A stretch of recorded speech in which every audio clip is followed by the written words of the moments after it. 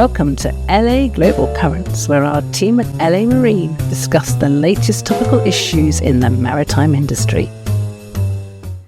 Today we are joined by John Dyke and Kate Fortnum from the Royal Yachting Association.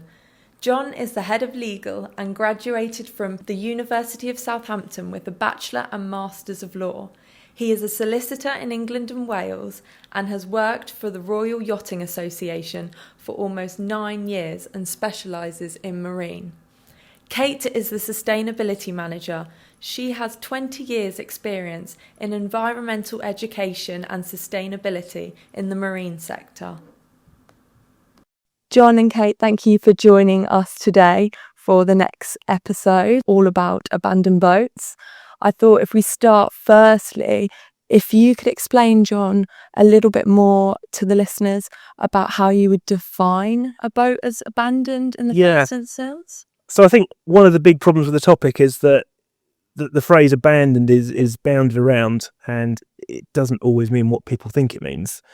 And I suppose if you separate it, we've got end-of-life boats, which are one big problem. We've got abandoned boats, those without an owner. We've got those that are beyond economic repair, but are quite repairable.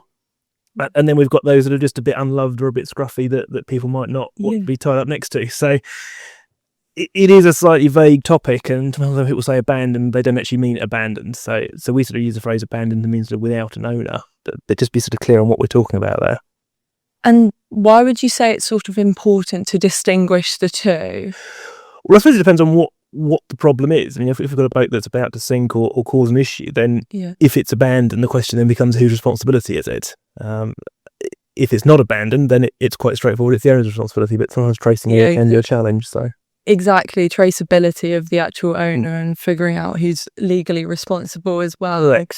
To sort of get. And all of a sudden, if there's a bill coming, then all of a sudden nobody wants to be responsible for it in a year. So. No, indeed. And there are obviously various legal tools that you can use to deal with abandoned boats. Yeah. The application of the Torts Interference with Goods Act 1977. Yeah. That has quite a strict process to follow. What do you tend to see happening? So most of our involvement is generally on the smaller side with sort of dinghies in clubs or small sailing clubs where they get sort of yacht left behind. And they have some of them have successfully used the Torts Interference with Goods Act. It is quite a procedural process. It does involve trying to trace the owner, showing you've tried to trace the owner, sticking notices on the boat, things like that. It's generally effective, but the reality is it can quite take a few months to come through. So there are a lot of boats that people might think are abandoned, but actually are stuck in some sort of legal limbo whilst the process goes through. And if the owner does reach out, that sort of creates a whole different... And we've also experienced that. We've had people who have left their boat or their trailer in a club and have come back at the end of the season and said, where's my kit gone? And so we had a tidy up and we thought it was abandoned. Yeah. And it's transpired they haven't followed the process and they've had to sort of reimburse the person for their losses and things. So it's quite a tricky issue to deal with. And it's quite dangerous. You can't simply just sell the boat if it's been left there. There's this route. Correct. Yeah. So if we have a kind of, can I just sell it? We had one example, and the club saw a boat that was looking a bit scruffy. Yeah. And they started to go down that route. And then I said, well, have you actually taken steps to contact the owner? Oh, no, we haven't bothered. We just hadn't seen him for a bit. And when they looked into it, it turned out the owner had been quite ill in hospital and things. And they said, well, we didn't mean to start advertising your boat for you. So it is important to try and trace where the owner's gone. It's not a very quick process, unfortunately. No. But it does need to be done. Like you said, that's even part of the act, the rules. Part of the act. No, it is very prescriptive. The act is fairly straightforward to follow, but it is very prescriptive. Detailed, step A, step B, and whatever. So do make sure you follow that if that's what you want to rely on. Yeah, indeed. And at the end, I suppose there is the option of the judicial sale. That's what we've sort of seen at the end of that process. Follow it. Yeah, I think higher value boats, certainly the Torts Interference with Goods Act, that works quite well on lower value stuff. When we're talking about bigger values, quite often club committees are quite reluctant to start intervening if they think they could have to reimburse people and things. So you're actually going to the court and going through that option is quite a good way to do it for them. The problem, unfortunately, comes is when we're dealing with a boat that is not only abandoned, but it's beyond economic repair or of no sort of value. and then all of a sudden, there's no value in it to sell afterwards, and it then becomes a liability rather than an asset you're just looking to offload. So the person's going to end up spending a lot of time trying to get rid of this boat that is actually abandoned. Well, exactly, yeah, and either genuinely abandoned or, as I say, it's got no value. Yeah. Well, all of a sudden, then it's all very well saying you could deduct the fee, the cost of the sale and things. But if the boat's not worth anything, you've had to pay to get rid of it. Then that becomes more of a problem. So, yeah, since it is so costly and sort of time consuming, I suppose, that process, what sort of advice or measures would you give to sort of marinas or harbours to prevent that from even happening? Yeah, no, I think what we tend to advise clubs to do is to think ahead and to have some really clear contractual remedies in your boat park rules. And there's two aspects to that. One is that giving yourselves a power of sale and saying when you can intervene. And the other part of that is having a system so you can keep track of who the owners are. And because if you've got a boat that you've got no sort of control over who owns it, it's very difficult to 5-10 years down the line try and work that out. If you've got a system that gives you annual boat park sticker or something like that, annual marina stickers, it can be quite good, a good way to keep in contact with the owner and, are you going to be using it this year, things like that. And before it becomes a properly abandoned boat, it gives you the option to intervene. And equally, if you've got that sort of contract, a berthing contract or a dinghy park contract or something, then you can put some terms in there and give yourselves various rights to interact with that. And I think, Kate, you've probably got some examples of local harbours and things have got. So they look to build relationships with boat owners, don't they? So they know who owns what and what people's circumstances are and things. From having conversations with harbour authorities, they've obviously brought up, over the years, concerns of increasing boat abandonment. Those who are doing a fantastic job are keeping rapport with those who are using their waterways and are in their harbour jurisdiction, and having those conversations with the owners before boats may be getting into a condition where they might lead to abandonment. And I think that's working really effectively in some of the harbour areas. When boats are abandoned outside a harbour's jurisdiction, though, that's when it starts to get a little bit more complicated, and vessels might be abandoned on land, or they might be in the sea, and then we've got two different types of owners there and who's liable for it. But it comes to that situation of once it's abandoned, again, as John was saying, who is responsible for that? And I think we're in a situation in the UK, certainly, where at the moment, boaters who are facing a situation where their boat is coming towards the end of their life and they may not be able to afford to either repair it or sell it on, or maybe they do sell it on and whoever purchases that doesn't fully understand the consequences of if you then can't repair that vessel yourself. And budget for the disposal of that and consider that in that purchase, then difficulties start to arise later on with that ability to finance that. So I think at the moment we have sort of limited boat disposal facilities in the UK. I think at the moment we've probably got, in terms of GRP, so that's glass reinforced plastic, there's kind of composite hull disposal facilities, probably 4 to 5 in the whole of the UK. So if your vessel that you would like to dispose of is not near one of these facilities, you're then having to look at travel costs with that on top of the disposal, but also depending on the condition of the vessel, if it's gone past that point of easy lifting out of the water, for example, if it has to undergo some further costs of retrieving that, then that increases. And some individuals may not be able to afford to deal with that. So there's that affordability issue and availability. And there's probably a little bit of awareness there. So there's 3 A's: the awareness, affordability, and availability. And there are things that individual boaters can do in terms of making sure that they're maintaining their vessels in the first place, but having that awareness of what they need to do that. And at the RWA and through the RWA's environmental outreach programme, the Green Blue, that's where we try and give that kind of guidance and advice to kind of prolong that life. And then also focusing on the kind of reuse aspect. So there might be parts on a vessel that might still have value and that the owner may wish to sell on, and then it's just dealing with the remainder of the vessel.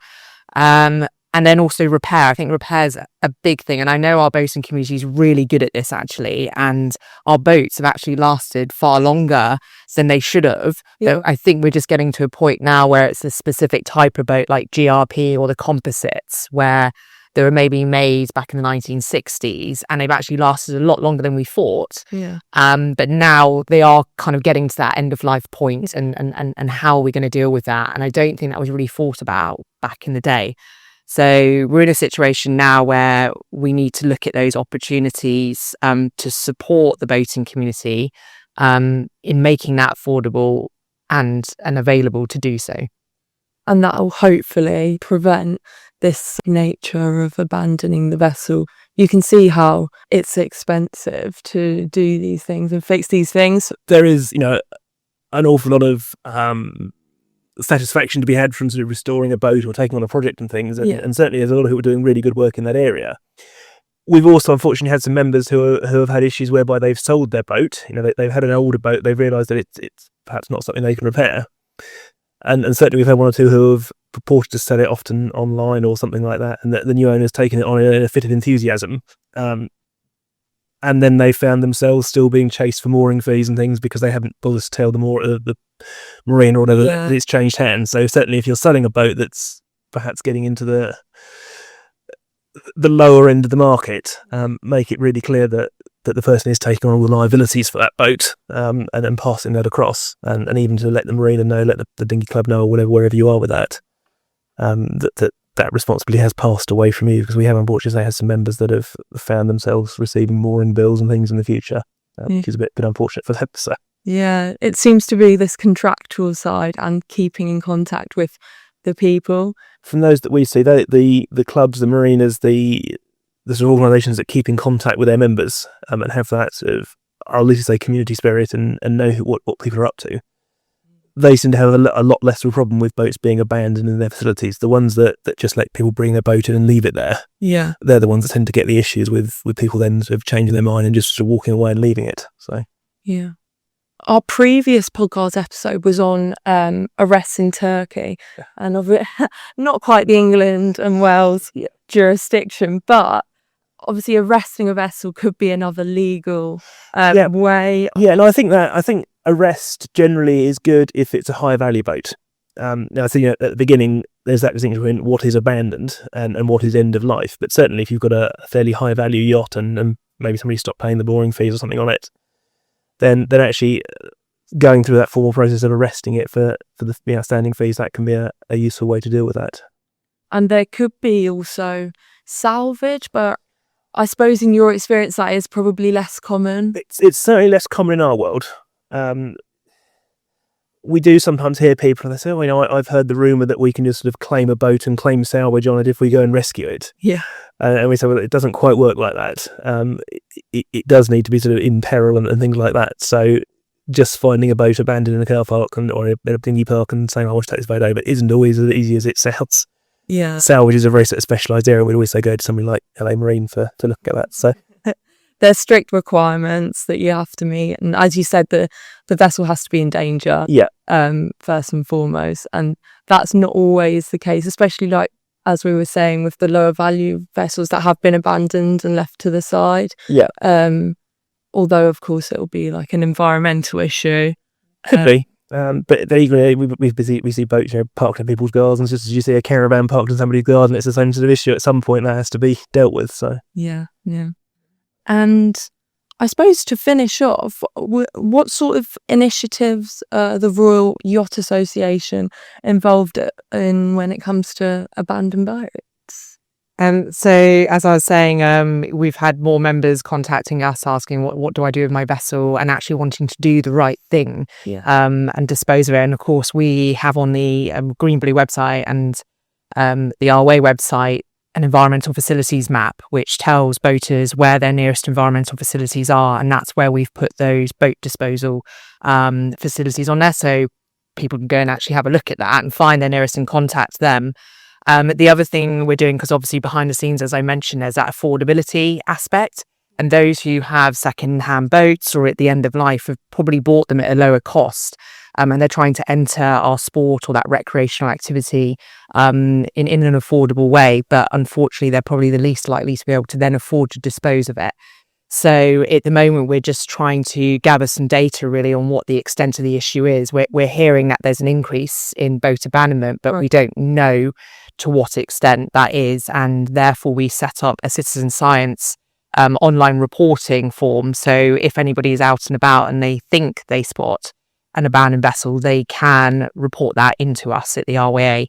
And then we have a list of that behind the scenes as a database, and there are a couple of other initiatives doing the same thing, and we're going to be working closely with them to try and gather that data, because that will help us inform how many vessels there are that are being abandoned, whereabouts, and what kind of materials they're made out of, to inform the industry and government of what kind of facilities we need to, one, break these vessels up, but also the recycling technology that's going to be required, where the best locations might be to put these facilities, and the kind of funding that's going to be needed to do this. Like I said, many boat owners don't want to abandon their vessels, but we have to support them in finding that affordable option. And if it's affordable and practical to do so, then there will be that incentive. So our next step is working with stakeholders across industry and others who are concerned in this area, and trying to work together to find out, one, what are the main challenges and what are the solutions going forwards, and then bringing government into that to see how that can be supported. Yeah, going forward, what can be done to sort of incentivize people, as you said, to deal with vessels once they get to the end of their life properly, rather than abandoning them, as we're seeing more and more now. And then it's not just a boating sector issue. When we look at composite materials in particular, with the metal scrappage for metal boats, that's quite, that is still there, and that's a possibility, because you can salvage the value out of that. With the composites, it's finding the value of those, recovering the materials within those and selling them back into industry for that circular economy, which is really important. And the technology is there at the moment, and it's happening with wind turbine blades, and their technology has been developed for the boating sector, but that needs increased investment and it needs to be upscaled. So that's the next step. But it is exciting. It is there, but it's where that funding is going to come from. And it might be that extended producer responsibility in terms of the industry, looking at putting a small eco contribution onto the sale of a brand new vessel, which is then goes into a pot to reduce the amount of money, one, to set up facilities, but also for that end of use owner who really might not be in a position to be able to cover those costs.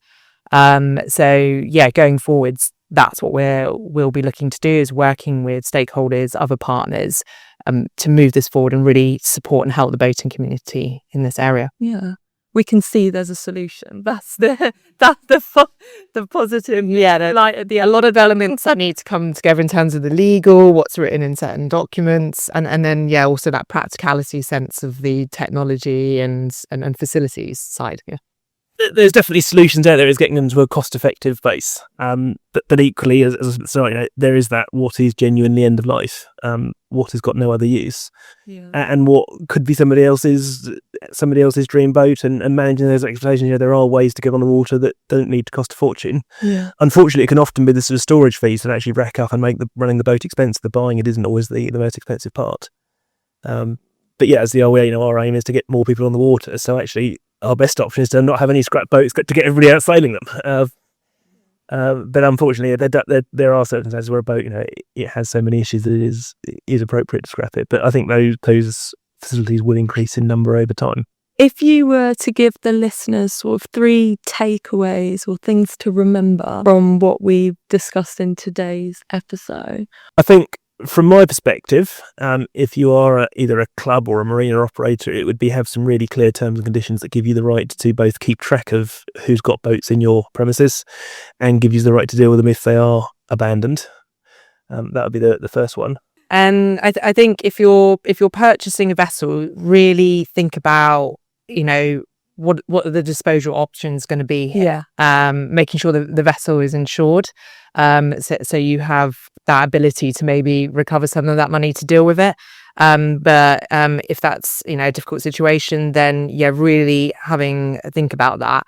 The other thing is making sure that, you're prolonging that vessel, doing the maintenance, getting it checked, and getting in there ahead, really. And also, if you are in discussions with your harbour authorities, they're there to support you, and everyone's trying to help you, and just keeping that rapport. Don't feel that you have to kind of avoid those situations. Everyone's trying to help each other here, and the earlier you can get in there and have those discussions, the better, until it gets to that point where it might be abandoned. But abandonment's one thing, but end of life vessels is another. And as John was saying, there's lots of different options for reuse and donating. And we've got some great places out there repairing vessels, and communities coming together to repair and pass those vessels on to other users to increase participation in our recreational boating. And I'd say that the final one for me is if you are somebody that's got a boat and is looking to sell it. Obviously, everybody hopes that they will get a good price when they make that decision to part ways from their boat. But when you go through that sale process, do make sure that you've removed yourself of the liabilities, and that you've let your marina, let your club know that actually you have passed those liabilities on to somebody else, so that you don't get those unintended consequences of somebody saying, "Oh well, fees racking." The fees are still in your name or something like that." And it sounds really straightforward, but we have seen it happen, and it can be quite daunting for people when they suddenly get that mooring fee or whatever land. They say, "Oh, I thought we sold this boat a year ago." So to be really clear on that. Yeah. Thank you both so much. I feel like it's an exciting area that's got things that are developing, and thank you for sharing your expertise, and thanks for joining us today. Great, thank you.